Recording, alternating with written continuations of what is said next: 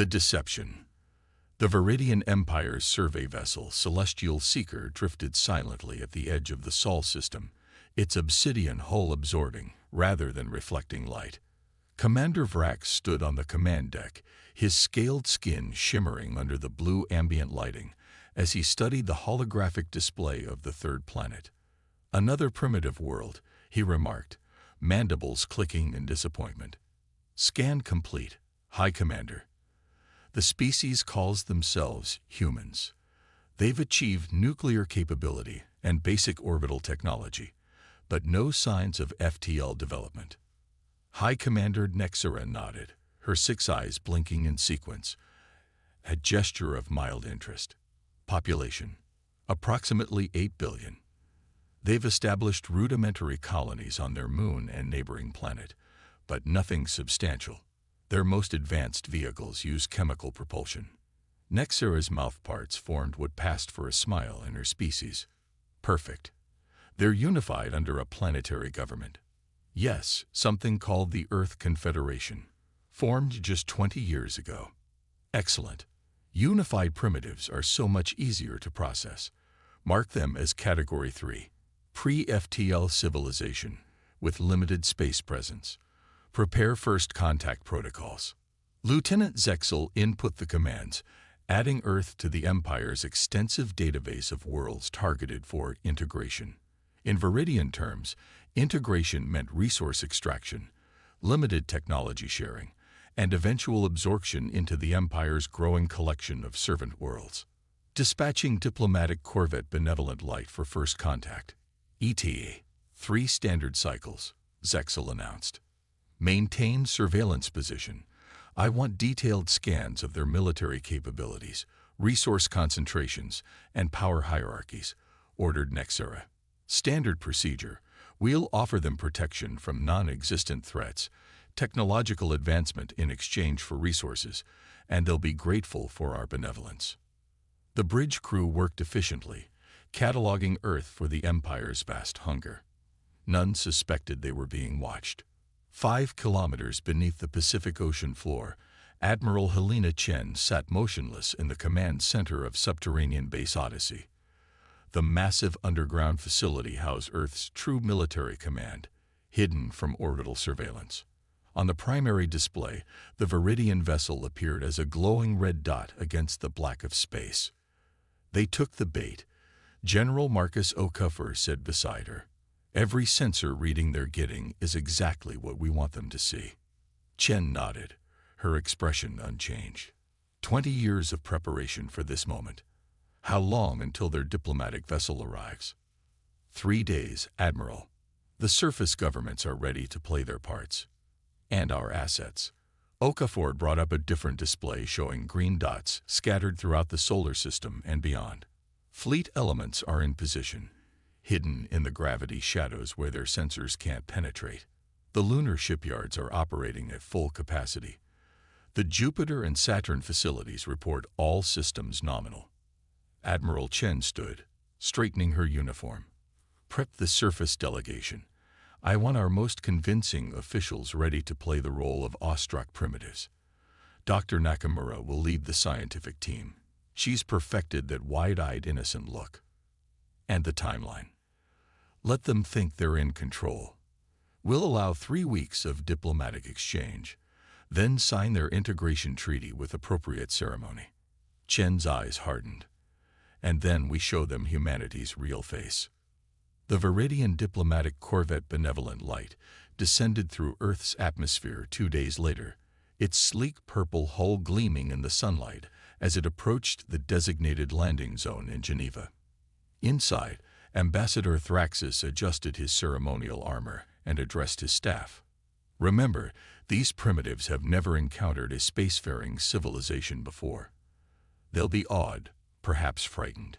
Project benevolence and strength in equal." Mbeki maintained a careful expression of deference. "We are honored by the Empire's attention and look forward to learning from your advanced civilization." Behind her, Dr. Yumi Nakamura, Earth's leading scientist, clutched her tablet with apparent nervousness.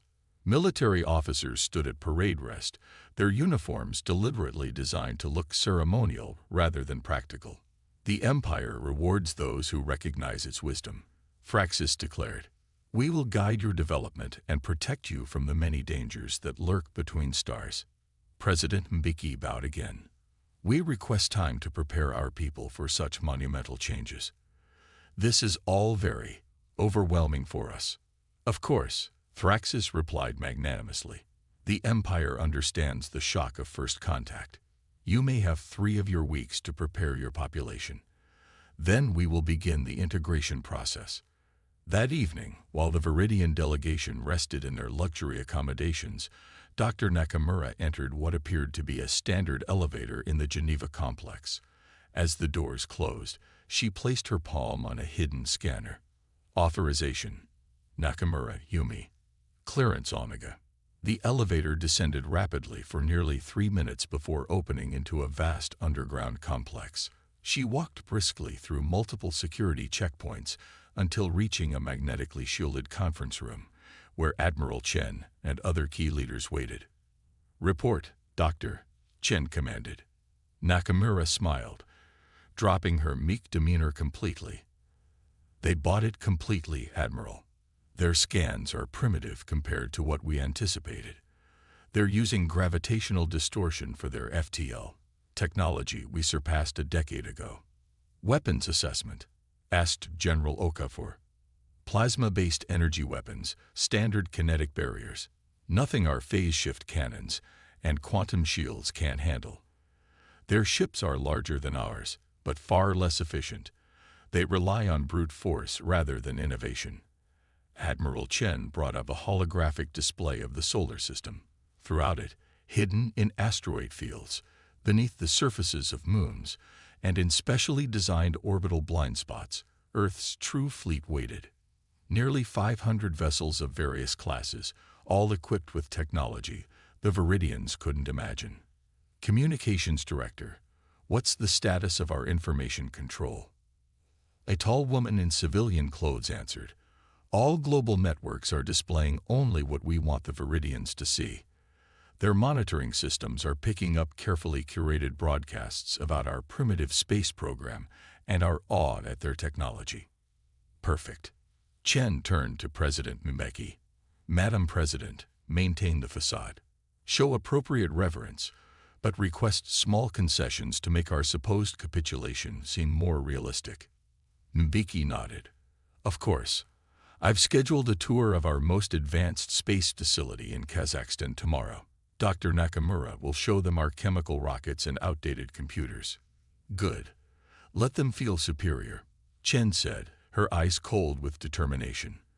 In 3 weeks, when they believe we're submitting to their treaty, we'll show them what humanity is truly capable of. The next day, Dr. Nakamura led Ambassador Thraxis and 3 Viridian scientists through the Kazakhstan Space Center. The facility had been carefully prepared. Advanced technology hidden away, replaced with deliberately outdated equipment. Engineers in jumpsuits worked on chemical rockets and primitive satellite designs. This is our most advanced propulsion system, Nakamura explained, gesturing to a rocket engine that would have been cutting edge in the 2020s. We can achieve Earth orbit with it, but interplanetary travel takes us months. The Viridian scientists exchanged looks of barely concealed amusement.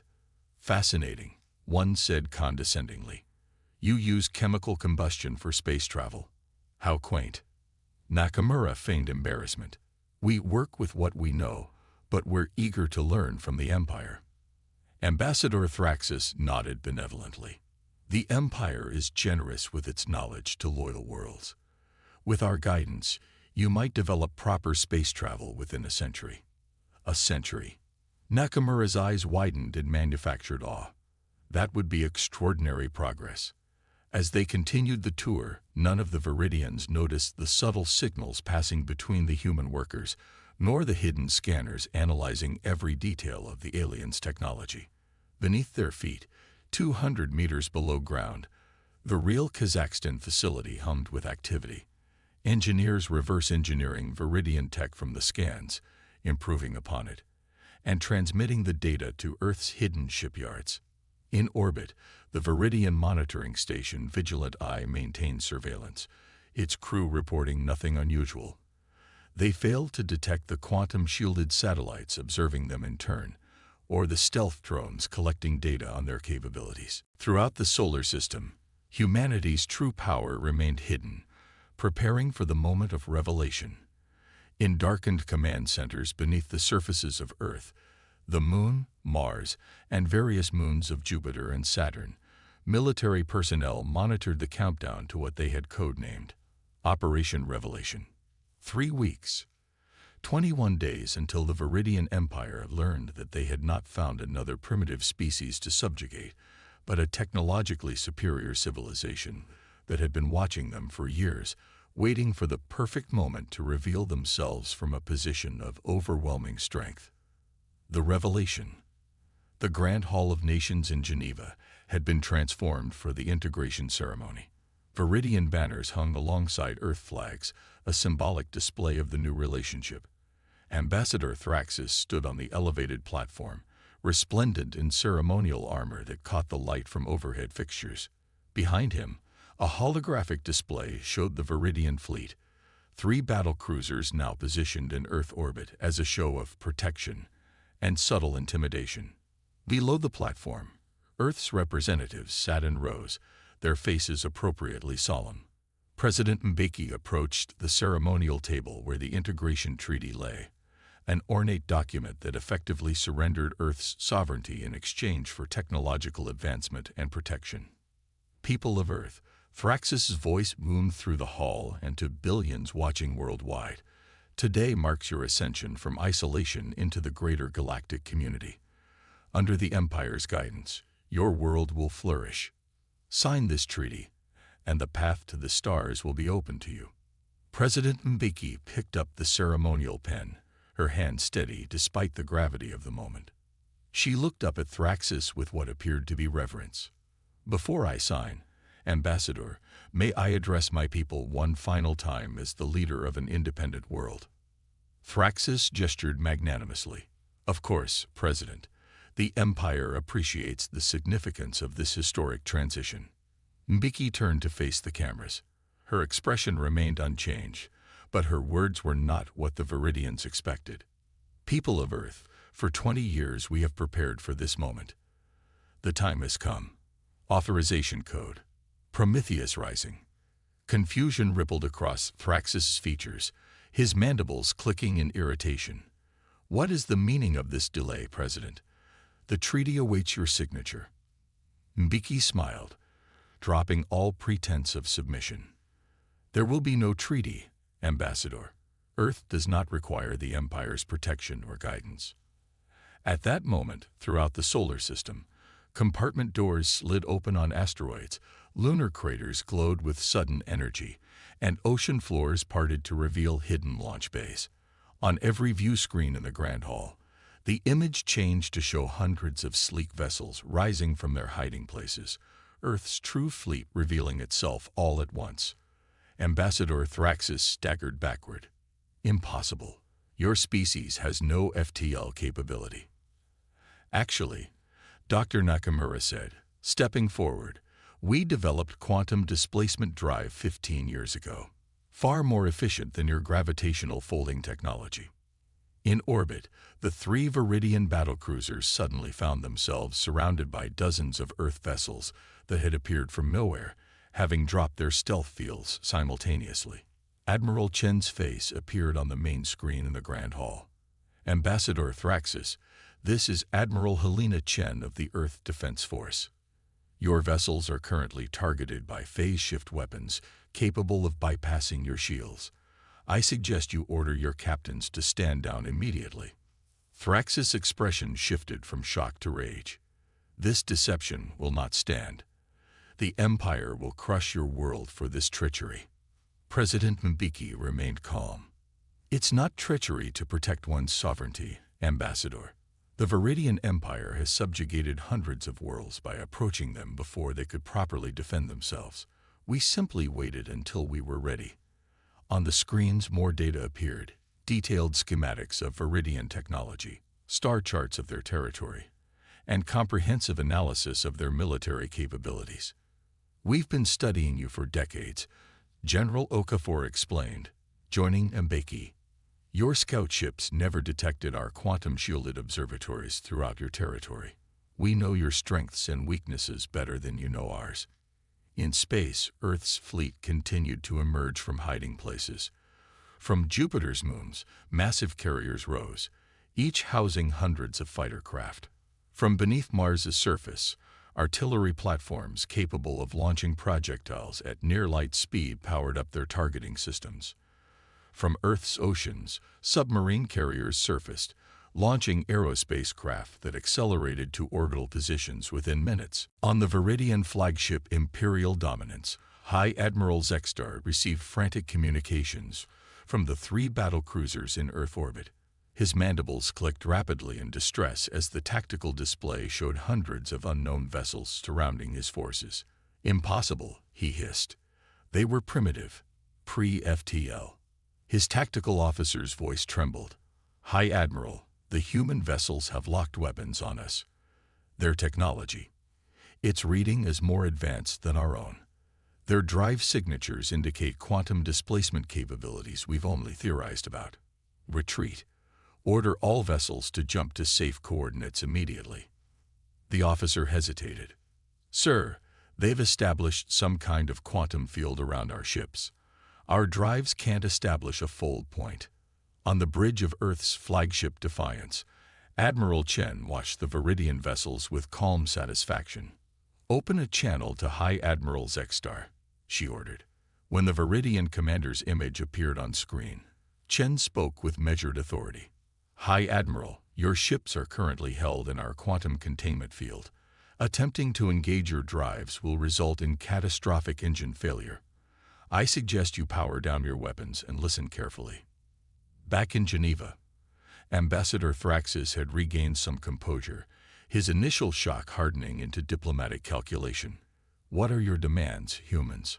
Hostage-taking is not how civilized species conduct relations." President Mbeki's expression remained firm. "We're not taking hostages, Ambassador. We're establishing a new relationship, one based on equality, not subjugation. The Viridian Empire will immediately recognize Earth and all its colonies as a sovereign power. Our borders and expansion rights will be respected. And if we refuse?" Thraxis challenged. General Okafor stepped forward, activating a holographic display. "Then we release the quantum displacement drones we've positioned near 17 of your core worlds, including your homeworld Viridia Prime. Each carries a payload capable of disrupting your planetary defense systems." Thraxis' eyes widened. "You're bluffing. You couldn't have penetrated our core systems undetected." Dr. Nakamura smiled, tapping on her tablet. The hologram shifted to show live feeds from various Viridian worlds, government buildings, military installations, even the Imperial Palace itself. "Our stealth technology is generations ahead of your detection systems, Ambassador. We could have struck at any time over the past 5 years. We chose diplomacy instead." In orbit, the standoff continued. Earth's fleet maintained position around the outmatched Viridian vessels. On the command deck of the Defiance, Admiral Chen received word from Earth. "High Admiral Zexstar." She addressed the Viridian commander. "Your government has received our terms. They have 2 standard hours to respond. I suggest you use this time to consider the benefits of peaceful cooperation." Zexstar's mandibles twitched in barely suppressed anger. "You deceived us." "We protected ourselves," Chen corrected. "Your empire's history of integrating pre-FTL civilizations is well documented. We merely waited until we could negotiate from a position of strength." Hours later, in the Grand Hall of Nations, a new document lay on the ceremonial table. The Treaty of Sol System, recognizing Earth as a sovereign galactic power with all associated rights and privileges. Ambassador Thraxis, under direct orders from the Viridian Emperor, signed with rigid formality. President Mbeki signed next, then offered her hand in the human gesture of agreement. After a moment's hesitation, Fraxis extended his upper appendage to complete the gesture. The Empire is not accustomed to equal partnerships, he admitted grudgingly. You'll find it has its advantages, Mbiki replied. Earth has much to offer as an ally rather than a subject. As the ceremony concluded, Earth's hidden fleet remained visible in orbit, a clear reminder of humanity's true capabilities. Throughout the solar system, additional facilities revealed themselves. Research stations, manufacturing centers, and defensive installations that had been concealed for years. In the command center beneath the Pacific, Admiral Chen and General Okafor watched the treaty signing with satisfaction. 20 years of preparation, Okafor remarked. Was it worth the wait? Chen nodded slowly. Humanity enters the galactic stage not as a conquest, but as a power to be reckoned with. We've changed the course of our species' history, and the Empire. They'll adapt. Their entire strategy relied on technological superiority. Now they've encountered a species that surpassed them by hiding in plain sight. It will force them to reconsider their approach to expansion. On screens throughout the facility, data continued to flow. Intelligence reports from throughout Viridian space, analysis of their technology, and strategic assessments. Earth had revealed its strength, but maintained